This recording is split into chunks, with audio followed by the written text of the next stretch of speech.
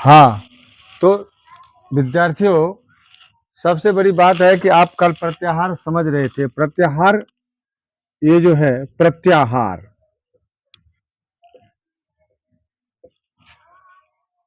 प्रत्याहार, प्रत्याहार निर्माण सूत्र है आदिरंतेन सहेता। क्या सूत्र है? आदि, आदि विसर्ग है, अंत्येन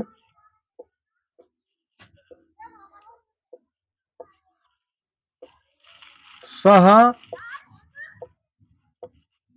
इता। ये चार शब्द हैं, आदि अंत्येन सहिता, चार पद है। आदि देख रहे हैं, या प्रथमांतम, अंत्येन तृतीयांतम, सह शब्द अव्यय पदम और इता तृतीयांत है। तो इसका अर्थ होता है इता सह, अंत्येन इता सह आदि, अंत इत के सहित जो आदि। अंत इत कौन है? हलंत्यम बताता है अंत इन। उपदेश अवस्था में जो अंतिम हल है उसकी इत संज्ञा होती है। उपदेश अवस्था में जो अंतिम हल है उसकी इत संज्ञा होती है, अर्थात इत उसका नाम पड़ता है, इत उसका नाम प्रत्यय है। तो इत जब नाम पड़ जाता है तो हमको इत करना है। अब मैं प्रत्याहार निर्माण इसको मिटा रहा हूं, मिटता भी नहीं है, सूखा जाता है, ये बहुत तगड़ा सूखता है भाई। तो हलंत्यम से इत का पता चलता है। जब इत का पता चलता है तो अंत इत के सहित हम आदि लेते हैं। अब हम आपको एक प्रयोग दिखाते हैं। अण, अ ई उ ण, पहला सूत्र है, इसी से हम प्रत्याहार बनाते हैं। यह कहता है अंत इत के सहित जो आदि। अंत इत कौन है? ण। कैसे पता चला? हलंत्यम से।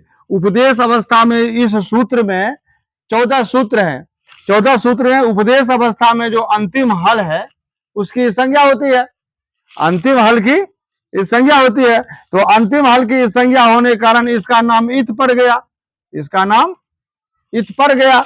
जब नाम इत पड़ गया तो ये कहता है अंतिम इत के सहित जो आदि, इसके सहित माने इसको लेकर के जो आदि। तो अंत इत कौन हुआ? ण। उसके सहित आदि कौन हो गया? अण। अंत इत के सहित आदि क्या हुआ? अण।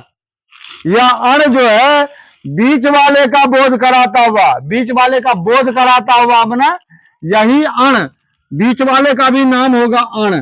उ भी अण, ई भी अण, और यह जो आदि है यह भी अण हो जाएगा। आदि अपना भी नाम स्वस्थ च संज्ञा स्यात्, आदि अपना भी नाम अण धरता है। तब यह अंत छूट गया। क्यों? क्योंकि अदर्शनम लोप, प्रसक्त से अदर्शनम लोप संयम स्यात्। प्रसक्त जो है, प्रसक्त मतलब जो उपस्थित है, जो लिखा गया है, जो दिख रहा है, उसका अदर्शन, उसका ज्ञान न होना, ज्ञानाभाव, उसकी लोप संज्ञा होती है। तो तस्य लोपा बोलता है जिसकी संज्ञा होती है उसका लोप होता है। तो ण ऋलृक में क, एवं में ङ, और ऐ औच में च, हैवरट में ट, मतलब ये 14 सूत्र जो है इस सभी में जो अंतिम वर्ण है उसकी इत संज्ञा होती है। तो अंत इत के सहित जो आदि हुआ हुआ अण, और यह अण जो है बीच वाले का भी नाम रहेगा और वो जो आदि है उसका भी नाम रहेगा। तो अण कहने से अ भी अण, ई भी अण, उ भी अण, और ण छूट गया, क्योंकि ण जो है इस संज्ञक है, और इस संज्ञा होने से जिसकी संज्ञा होती है उसका ज्ञानाभाव होता है, उसका अदर्शन होता है, उसका लोप होता है।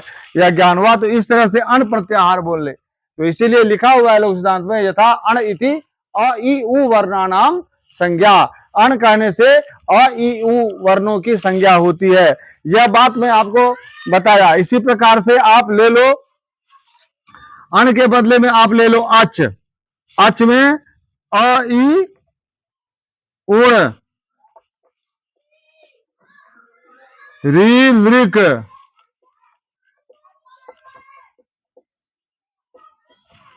ए ओंग,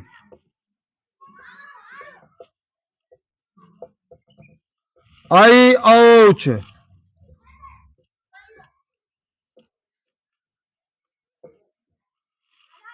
अब ऐ औच ये चार सूत्र हैं, सब में अंतिम इत जो अक्षर जो है उसकी संज्ञा हुई है, यह इत है। क्यों? हलंत्यम कहता है उपदेश अवस्था में जो अंतिम हल है उसकी संज्ञा होती है। उपदेश अवस्था में उपदेश क्या होता है? धातु सूत्र गणों आदि नाम लिंगानुशासनम। धातु सूत्र गण और उनादि नाम लिंगानुशासन और आगमा प्रत्यय आदेशा उपदेशा प्रकीर्तिता। आगम और आदेश, प्रत्यय का आगम और आदेश, यह जो है धातु सूत्र गण उनादि नाम लिंगानुशासन आगम और आदेश, ये 8 क्या है? उपदेश है। उपदेश माने पाणिनि कात्यायन पतंजलि इन तीनों ऋषियों का जो प्रथम उच्चारण है, आदि उच्चारण है, इन ऋषियों ने इन चीजों का उच्चारण किया है, प्रथम उच्चारण, और इसके कारण इन ये उपदेश कहे जाते हैं। और इसमें जो अंतिम उपदेश अवस्था में जो अंतिम हल है उसकी संज्ञा होती है। सूत्र में हलंत्यम, कल भी मैंने आपको बताया था कि हलंत्यम सूत्र में, इससे पहले वीडियो में, आप वीडियो शेयर करिए और लिंक करिए, ज्यादा से ज्यादा इसको शेयर कीजिए ताकि यह ज्ञान सबको पहुंचे। इसमें आपका कुछ नहीं, आप एक परोपकार कर रहे हैं। तो इस वीडियो को ज्यादा से ज्यादा शेयर कीजिए ताकि सबके पास ये पहुंचे। यह ज्ञान है, मैं तो किसी से कुछ ले नहीं रहा, मैं तो केवल ये चाहता हूं कि सबके पास में नॉलेज पहुंचे। क्योंकि विद्यार्थी आज यूजीसी में तमाम परीक्षाओं में, संस्कृत की जितनी परीक्षाएं हैं, बीएड है और यूजीसी है और तमाम जो परीक्षाएं हैं और भी उसमें सब जगह व्याकरण लगता है। मैं अब जो अगला आपको पाठ बताऊंगा और अगला जो वीडियो बनाऊंगा प्रत्याहार बनाने के बाद में, और मैं संज्ञा प्रकरण तुरंत आपको बताऊंगा। और संज्ञा प्रकरण तुरंत बताने के बाद, देखो संज्ञा प्रकरण में कुछ ज्यादा है नहीं, ये इससे मिटता नहीं है, ये समस्या है, लिखने के बाद में सूख जाता है। तो संज्ञा प्रकरण में कुछ नहीं है, थोड़ी मोड़ी संज्ञाएं हैं, थोड़ी सी संज्ञाएं हैं। सबसे पहले तो हलंत्यम में क्या है? उपदेश अवस्था में अंतिम हल है, उसकी इत संज्ञा होती है। उसके बाद अदर्शनम लोप में लोप संज्ञा होती है। मुख्य नासिका वचनों में अनुनासिक संज्ञा होती है। आदिरंत्यन संहिता सूत्र में क्या है? प्रत्याहार की संज्ञा होती है। यह कह रहा है स्वस्थ च संज्ञा, अंत इत के सहित जो आदि मध्य का नाम और स्वस्थ च संज्ञा से आदि, बीच वालों का और वह आदि अपनी भी वही संज्ञा होता है जो अंत इत के सहित आदि होता है। अंत इत कौन है? उसके सहित आदि कौन है? अण। वह अण बीच वाले का भी नाम होगा और आदि का अपना भी नाम अण रखेगा। तो यह संज्ञा आदिरंत्यन संहिता कह रहा है। तो आदिरंत्यन संहिता प्रत्याहार संज्ञा करता है। मुख्य नासिका वचनों अनुनासिका अनुनासिक संज्ञा करता है। उच्चैर उदात्त उदात्त संज्ञा करता है। नीचेर अनुदात्त अनुदात्त संज्ञा करता है। समाहार स्वरता स्वरित संज्ञा करता है। उदात्त अनुदात्त और स्वरित, इनका प्रयोग वेद में होता है। वेद में जो है स्वर के कारण, स्वर का ज्ञान ना होने के कारण इंद्र का जो शत्रु था वह मारा गया। तो कहते हैं स्वर का ज्ञान बहुत जरूरी, क्योंकि स्वर से भ्रष्ट जो होता है वो हमेशा ही मंत्र से भ्रष्ट हो जाता है ऐसा, और मंत्र से भ्रष्ट होने के बाद में मंत्र का फल प्राप्त नहीं होता है, ऐसा भाष्यकार पतंजलि कहते हैं अपने पतंजलि में, अपने भाष्य में, महाभाष्य में। तो आप देखिए यह जो प्रत्याहार है यह संज्ञाएं बनाता है, और इस संज्ञाओं के मुख्य नासिका वचनों से मुख सहित नासिकयोच्चार्यमानो वर्णो अनुनासिक संज्ञा से। मुख सहित नासिका के साथ उच्चार्यमान वर्ण जो है उसकी अनुनासिक संज्ञा होती है। तालवादी सभागों में जो ऊंचे के भाग से वर्ण उच्चारित होते हैं उसकी उदात्त संज्ञा होती है, और मुख जो नीचे के भाग से अधोभाग से होता है वह अनुदात्त होता है। और उदात्त तत्व अनुदात्त तत्व वर्ण धर्म समाह्रियते यो अच्छो स्वरित संज्ञा साथ। उदात्त और अनुदात्त के वर्ण धर्म जिस एक वर्ण में दोनों समाहित होते हैं उसकी स्वरित संज्ञा होती है। उसके बाद में सवर्ण संज्ञा है, तुल्यास्य प्रयत्नम सवर्णम, जिसके आस्य माने मुंह में होने वाले जो स्थान है, आस्य भवम आस्यम, मुंह में होने वाले, और प्रयत्न आस्य और प्रयत्न जिसके तुल्य हो उसकी सवर्ण संज्ञा होती है। बात सही है। और इसके बाद में सवर्ण संज्ञा होने के बाद में कोई ज्यादा संज्ञा नहीं है, इसमें स्थान प्रयत्न कर होते हैं। ये स्थान प्रयत्न आप लोग लघु सिद्धांत कौमुदी लेकर के और आप लोग बैठिए, मैं आपको सब कुछ बताऊंगा वीडियो में। और मैं जल्दी चाहता हूं कि संज्ञा प्रकरण आपका समाप्त हो जाए। उसके बाद में हलोनंतरा संयोग है, संयोग संज्ञा करता है। और सुप्तिगंतम पदम जो है पद संज्ञा करता है। हलोनंतरा संयोग क्या कहता है, अचों से जो अव्यवहित हल है उसकी संयोग संज्ञा होती है। उसके बाद में सुप्तिगंतम पदम होता है, सुबंत और तिगंत की पद संज्ञा होती है। तो पद संज्ञा होती है, तो पद होने से फिर क्या होता है, पदत्वात् तमाम कार्य होते हैं। तो ये संज्ञाएं होने का क्या क्या काम है, या संज्ञा स्यासा फलवती, जो जो संज्ञाएं हैं वो फल वाली होती है। क्योंकि संज्ञाओं का काम जाता है, जिसका नाम ही कुछ नहीं है तो होगा। व्याकरण में पाणिनि जी ने कार्य करने के लिए संज्ञाओं का किया है। तो संज्ञा सूत्रों में संज्ञा का विधान क्या है, इसके बाद भी और तमाम संज्ञाएं हैं।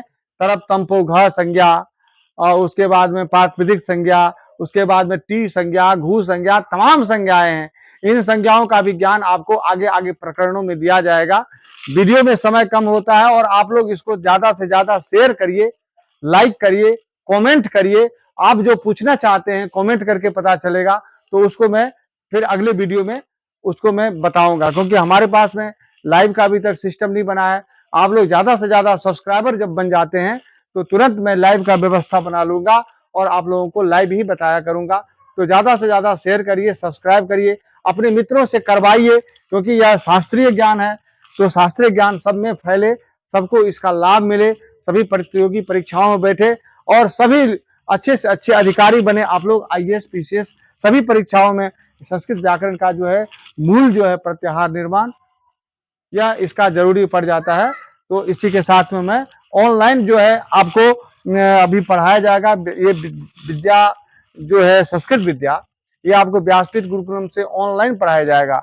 ऑनलाइन पढ़ाने के लिए आपको लिंक दिया जाएगा और अलग अलग कक्षाओं का अलग अलग कोर्स में चलाऊंगा, चाहे 10 मिनट ही चले, लेकिन वो चलेगा और उसकी ज्यादा कोई फीस नहीं रहेगी। मेरे विचार से मैं चाहता हूं कि आप लोग उसको पढ़िए और फिर आप लोग ज्यादा से ज्यादा यदि हमें सपोर्ट करोगे तो मैं चाहता हूं कि पैसे ना लगे और सबको ज्ञान पहुंचे घर घर। आप अपने मोबाइल पर पढ़ते रहिए और जिससे कि आपको कहीं जाना ना पड़े, ज्यादा परेशानी ना हो। घर से बाहर रहने में, तमाम खाने में पीने में तमाम खर्चा होता है, परेशानियां होती है। वैसे ही आजकल विद्यालय और विश्वविद्यालय इतनी फीस ले रहा है कि फीस भरते भरते ही माता पिता परेशान है। तो मैं चाहता हूं कि बच्चों को कम से कम खर्चा हो और बच्चों को आजकल ये YouTube के माध्यम से और जहां पर सही ज्ञान प्रॉपर मिल रहा है उस ज्ञान को आप लोग लीजिए और आप लोग कम से कम अपने मोबाइल से उसको बढ़ाइए, ताकि जो ज्ञान देने वाले हमारे जैसे हैं उनको जो है ज्यादा से ज्यादा सपोर्ट मिले और ज्यादा से ज्यादा आपका सहयोग मिले, ताकि यह ज्ञान जो है आगे जन जन में फैले, सबको इसका लाभ मिले, सारे विद्यार्थी अच्छे जगहों में पहुंचे। और मैं चाहता हूं कि मैं अपने प्रयास से मैं ज्यादा से ज्यादा लोगों को, संस्कृत पढ़ने वालों को मैं कलेक्टर के रूप में देखना चाहता हूं, मैं अच्छे प्रोफेसर के रूप में देखना चाहता हूं। और व्याकरण किसी भी विषय से, किसी भी सब्जेक्ट से यदि आप एग्जाम में बैठ रहे हैं, चाहे BEd में बैठिए, चाहे आप धर्मशास्त्र से बैठिए, चाहे पुराण से बैठिए, चाहे आप किसी कक्षा में बैठिए, चाहे हिंदी से बैठिए, कहीं भी जाइए, किसी भी यूनिवर्सिटी में जाइए, तो संस्कृत से बैठने वाले विद्यार्थी के लिए संधि, कारक, समास ये जरूरी है। और यह चीजें मैं आपको बड़े ही शॉर्ट में पढ़ाऊंगा। आप खाली चैनल को सब्सक्राइब करके हमें इस योग्य तो बनाइए कि मैं ज्यादा से ज्यादा लोगों से जुड़ सकूं। मैं कोई फीस लेने वाला ज्यादा नहीं हूं, क्योंकि यदि आप लोगों के सपोर्ट से मुझे प्यार मिलता है तो मैं प्यार का ही भूखा हूं। और पैसा तो ठाकुर जी जितना देता है मुझे देता ही है, दे ही रहा है। आप लोगों के पैसे से मैं पैसे वाला नहीं बनूंगा, और बन भी यदि गया तो मैं आपके लिए ही सदुपयोग करूंगा। उस पैसे से आपके लिए कोई यूनिवर्सिटी बना दूंगा, कोई अच्छा संस्थान बना दूंगा, ताकि आप लोगों को ज्यादा से ज्यादा लाभ पहुंचे। तो ये प्रत्याहार निर्माण की जो कला है ये आपको मैंने बता दिया। आप इसी आधार पर अगला प्रत्याहार बना के लाइए। हल कैसे बनता है, यर कैसे बनता है, और तमाम प्रत्याहार वल रल झल ये सल कैसे प्रत्याहार बनते हैं। प्रत्याहार में शुरू आयुर से लेकर के हल तक, बोर्ड में जगह कम है इसलिए मैं बता रहा हूं। आयु सूत्र से लेकर, ये अरयु सूत्र है, और 14वां सूत्र है हल। अ से लेकर के हल के ल तक एक प्रत्याहार बनता है जिसको बोलते हैं अल। अल माने सारे अक्षर, और अल के दो भेद हो जाते हैं। अ से लेकर के च तक, अंत इत कौन हुआ च, तत् सहित आदि कौन हुआ अच। ये बीच वालों का बोध कराता हुआ आदि अपना भी बोध कराता है। तो अच का मतलब कौन हो गया, अ ई उ री ली ए ओ ऐ औ। इस बीच में जितने भी ये चार अक्षर हैं जिसके पीछे में लाठी लगा हुआ है अर्थात हलंत वर्ण, ये हलंत वर्ण इसमें आते नहीं है। क्यों कि उपदेश अवस्था में जो अंतिम हल है उसकी संज्ञा होती है, और इस संज्ञा होने के बाद में तस लोप से उसका लोप हो जाता है, क्योंकि जिसकी संज्ञा होती है उसका लोप हो जाता है। लोप का मतलब दिमाग में नहीं रहता है, ज्ञानाभाव हो जाता है। तो इसी प्रकार से ये प्रत्याहार आपको बताए। इसी प्रत्याहार के आधार पर मैं आपको अगला वीडियो में आपको स्वर संधि, अच संधि का मैं दूंगा, जिसमें सबसे पहले शुद्धिपाश्चय प्रयोग आएगा। तो शुद्धिपाश्चय के लिए अगले वीडियो को आप देखें और जल्द से जल्द स्वर संधि में पहुंचे। इसी के साथ में आपकी वाणी को विराम देता हूं। राधे राधे।